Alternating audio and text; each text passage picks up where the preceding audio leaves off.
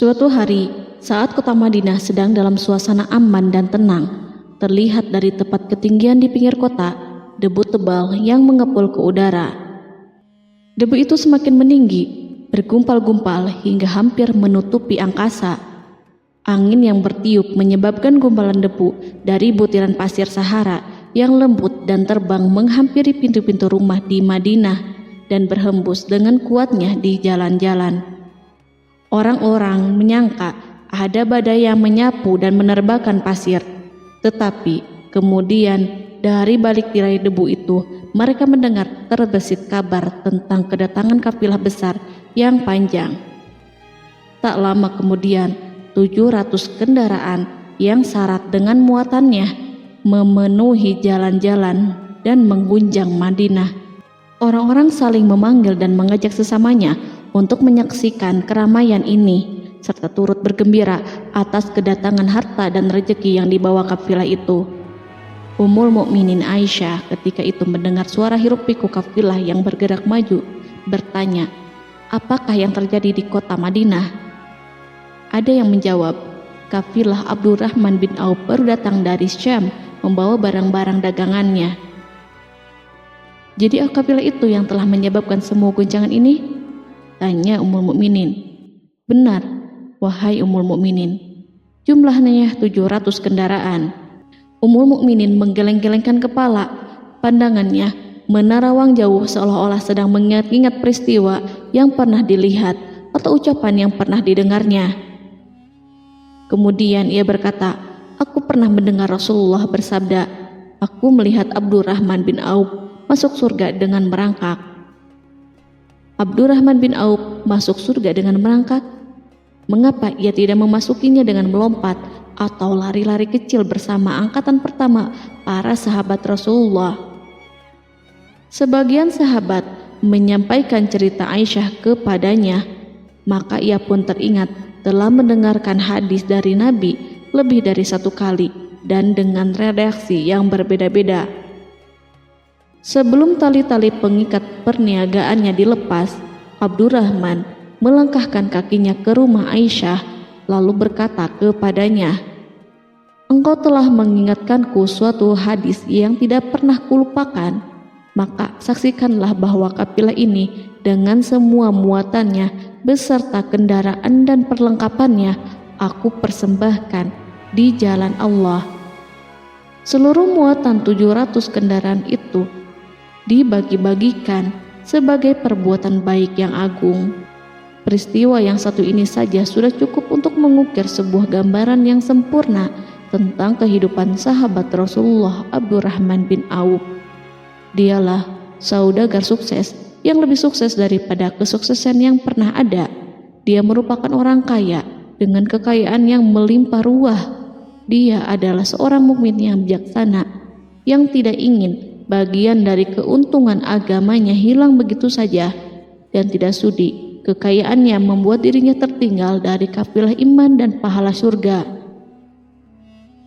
Untuk itu, ia mendermakan harta kekayaannya dengan kemurahan hati dan kesadaran nurani. Sebelum saya melanjutkan kisahnya, dimohon kepada pemirsa untuk menonton video ini sampai selesai, serta mohon dukung channel ini supaya semakin berkembang dengan cara like serta berikan komen positifnya. Semoga dukungan pemirsa menjadi pahala dan dimudahkan segala urusan pemirsa di dunia dan akhirat. Bismillahirrahmanirrahim. Abdurrahman bin Auf adalah seorang dari 8 orang yang lebih awal masuk Islam. Abu Bakar datang kepadanya menyampaikan Islam, termasuk kepada Utsman bin Affan. Abdurrahman bin Auf telah memasuki Islam pada permulaan dakwah, yakni sebelum Rasulullah memasuki Darul Arqam dan menjadikannya sebagai tempat pertemuan dengan para sahabatnya yang beriman. Tidak ada persoalan yang tertutup bagi mereka dan tiada keraguan yang menjadi penghalang. Bahkan mereka segera bersama Abu Bakar As-Siddiq menemui Rasulullah untuk menyatakan baiat dan memikul bendera Islam. Sejak menganut Islam sampai berpulang ke rahmatullah dalam usia 75 tahun, ia selalu menjadi teladan yang cemerlang sebagai seorang mukmin yang besar. Hal ini menyebabkan Nabi memasukkannya dalam 10 orang yang telah diberi kabar gembira sebagai ahli surga. Umar mengangkatnya sebagai anggota majelis syuro yang terdiri dari 6 orang yang merupakan calon khalifah yang akan dipilihnya sebagai penggantinya. Cepatnya Abdurrahman masuk Islam telah menyebabkan dirinya harus mengalami penganiayaan dan penindasan dari Quraisy. Ketika Nabi memerintahkan para sahabatnya hijrah ke Habasyah, Abdurrahman bin Auf pun ikut berhijrah.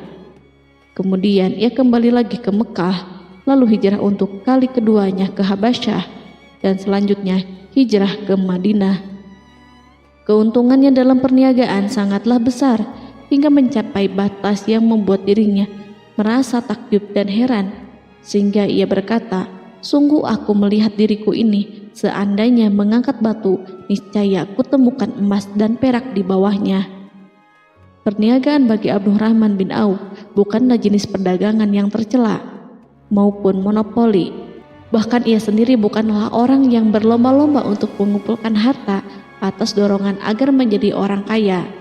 Sekali-kali bukan itu, melainkan suatu amal dan kewajiban yang keberhasilannya akan menambah kedekatan jiwa kepada Allah dan berkorban di jalannya. Abdurrahman bin Auf adalah seorang yang kuat emosi jiwanya, di mana ia menemukan kepuasan emosinya itu dalam amal yang mulia. Apabila ia tidak sedang sholat di masjid dan tidak sedang berjihad dalam peperangan, ia pasti sedang mengurus perniagaannya yang berkembang pesat. Sehingga kafilah-kafilah dari Mesir dan Syria membawa ke Madinah barang-barang muatan yang dapat memenuhi kebutuhan seluruh jazirah Arab, baik pakaian maupun makanan. Yang menunjukkan kepada kita bahwa seorang yang kuat emosi jiwanya adalah ketika kaum muslimin hijrah ke Madinah. Rasulullah pada waktu itu menerapkan aturan untuk mempersaudarakan 2 orang sahabat, salah seorang dari muhajirin warga Mekah dan yang lainnya dari Ansor penduduk Madinah. Persaudaraan ini berjalan dengan sempurna hingga membuat hati terpesona. Orang-orang Ansor yang merupakan penduduk asli Madinah membagi seluruh kekayaan miliknya menjadi 2 dengan saudaranya dari kalangan muhajirin. Bahkan istri pun direlakannya. Ketika itu Rasulullah mempersaudarakan antara Abdurrahman bin Auf dengan Sa'ad bin Rabi. Sa'ad bin Rabi berkata kepada Abdurrahman, "Saudaraku, aku adalah penduduk Madinah yang paling banyak harta. Silahkan pilih separuh hartaku dan ambillah. Aku juga mempunyai 2 istri. Perhatikanlah yang lebih menarik hatimu, dan aku akan menceraikannya sehingga engkau dapat memperistri dirinya." Abdurrahman bin Auf pun menjawab, "Semoga Allah memberkahi dirimu dalam istri dan hartamu. Tunjukkanlah kepadaku letak pasar." Abdurrahman pergi ke pasar. Ia berjual beli di sana dan mendapatkan keuntungan. Kehidupan Abdurrahman bin Auf di Madinah, baik semasa Rasulullah maupun sepeninggalnya beliau, selalu ditunaikannya dengan sempurna untuk memenuhi hak agama dan beramal di dunia. Perniagaannya sukses dan menguntungkan. Seperti diungkapkannya sendiri bahwa seandainya ia mengangkat batu dari tempatnya, pasti ia akan mendapatkan emas dan perak di bawahnya. Salah satu faktor yang membuat perniagaannya berhasil dan mendapatkan berkah adalah karena ia sangat selektif untuk berniaga yang halal dan benar-benar menjauhkan diri dari segala bentuk jual beli yang haram, bahkan yang syubhat sekalipun. Selain itu, faktor yang menambah kejayaan dan keberkahannya adalah labanya yang bukan untuk Abdurrahman sendiri, melainkan di dalamnya terdapat bagian Allah yang ia penuhi dengan baik. Ia menggunakan hartanya untuk memperkokoh hubungan kekeluargaan dan mengeratkan tali persaudaraan, serta menyediakan perlengkapan yang diperlukan untuk tentara Islam. Bila total perniagaan dan kekayaan yang lainnya ditambahkan keuntungan yang diperolehnya dihitung, jumlah kekayaan Abdurrahman bin Auf itu dapat diperkirakan dengan memperhatikan jumlah yang dibelanjakannya di jalan Allah. Suatu hari, ia mendengar Rasulullah bersabda, "Wahai Ibnu Auf, engkau termasuk golongan orang kaya dan engkau akan masuk surga dengan merangkak." Karena itu, pinjamkanlah kekayaan itu kepada Allah agar Dia mempermudah langkahmu." Sejak ia mendengar nasihat Rasulullah ini dan menyediakan bagi Allah pinjaman yang baik, Allah justru semakin melipat gandakan kekayaannya hingga berlimpah ruah. Suatu hari, ia menjual tanah seharga 40.000 dinar.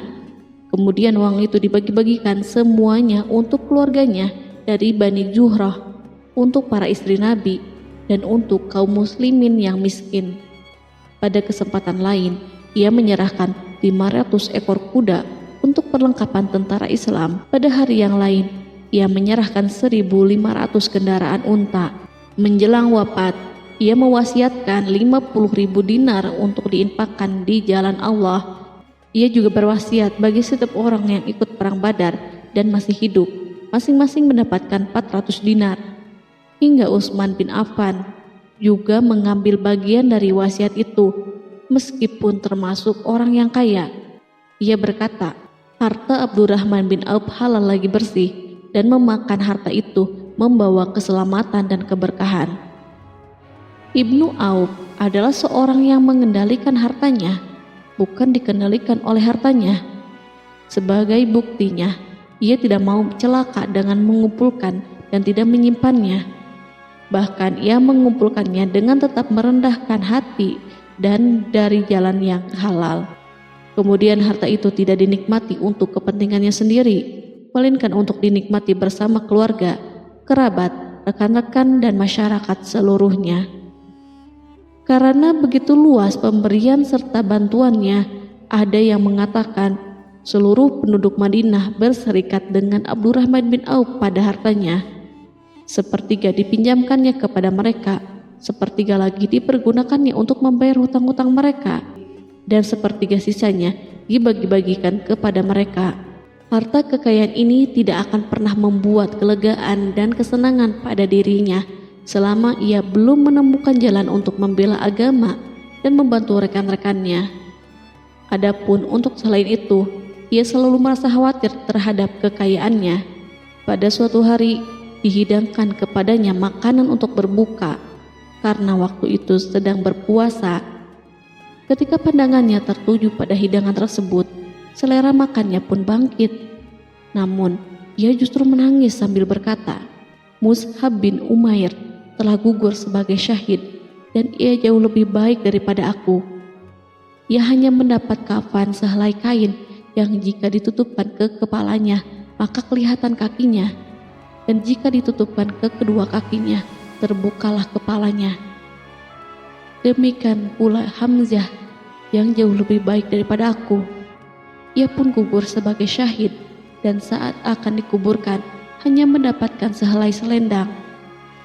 Dunia ini telah dihamparkan kepada kami seluas-luasnya, dan hasil sebanyak-banyaknya telah diberikan kepada kami.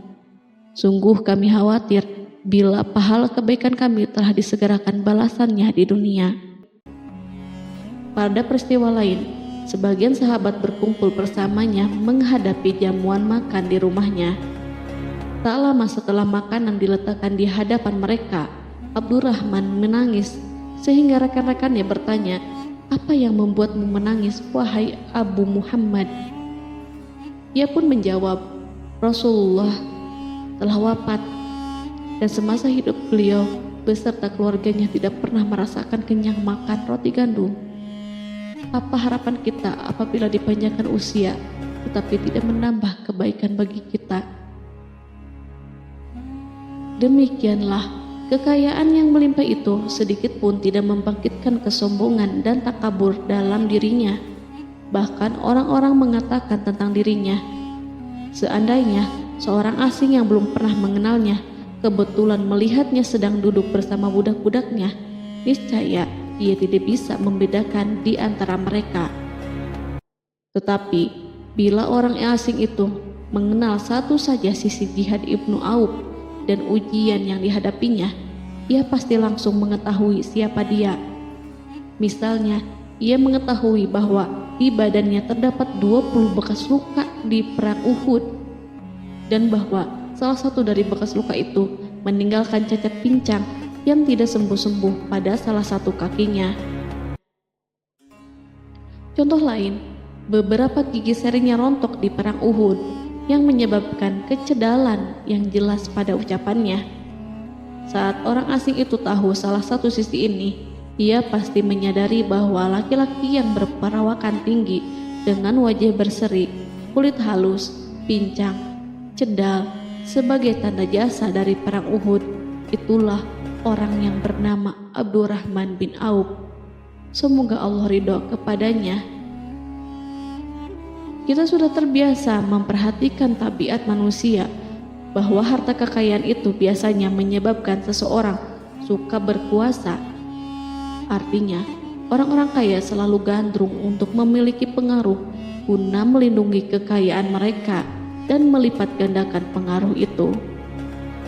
Selain untuk memuaskan nafsu demi kebanggaan dan kepuasan pribadi, semua ini merupakan sifat yang biasa dibangkitkan oleh kekayaan. Tetapi bila kita melihat Abdurrahman bin Auf dengan segala kekayaannya yang melimpah, menemukan manusia ajaib yang sanggup menguasai watak dasar manusia dalam bidang ini dan melangkahinya ke puncak ketinggian yang istimewa. Peristiwa itu terjadi ketika Umar bin Khattab hendak berpisah dengan rohnya yang suci dan memilih 6 orang di antara mereka, para sahabat Rasulullah, agar memilih salah seorang di antara mereka untuk menjadi khalifah yang baru. Pada waktu itu, semua jari menunjuk kepada Ibnu Auf. Bahkan sebagian sahabat telah menegaskan bahwa dialah yang berhak menjadi khalifah di antara 6 orang itu. Namun, ia menjawab, "Demi Allah, seandainya diambilkan pisau lalu ditaruh ke atas leherku, kemudian kalian menusukkannya sampai tembus, itu lebih baik aku sukai daripada menerima jabatan tersebut." Demikian, saat awal 6 orang terpilih itu mengadakan pertemuan untuk memilih salah seorang di antara mereka untuk menjadi khalifah yang akan menggantikan Al-Faruq, Umar bin Khattab, Abdurrahman telah menyatakan kepada mereka bahwa ia telah melepaskan haknya yang dilimpahkan Umar kepadanya sebagai salah seorang dari 6 calon yang akan dipilih menjadi khalifah. Dengan demikian, kewajiban mereka untuk melakukan pemilihan itu terbatas di antara mereka yang berlima saja. Sikat juhudnya terhadap jabatan dan pangkat ini dengan cepat telah menempatkan dirinya sebagai hakim di antara 5 orang tokoh terkemuka itu. Mereka menerima dengan senang hati agar Abdurrahman bin Auf menetapkan pilihan kepada khalifah itu terhadap salah seorang di antara mereka berlima. Ali mengatakan, "Aku pernah mendengar Rasulullah menyifatimu bahwa engkau adalah orang yang dipercaya oleh penduduk langit dan dipercaya pula oleh penduduk bumi." Ibnu Auf akhirnya memilih Utsman bin Affan untuk jabatan khalifah dan lainnya pun menyetujui pilihannya. Itulah hakikat seorang laki-laki yang kaya raya dalam Islam.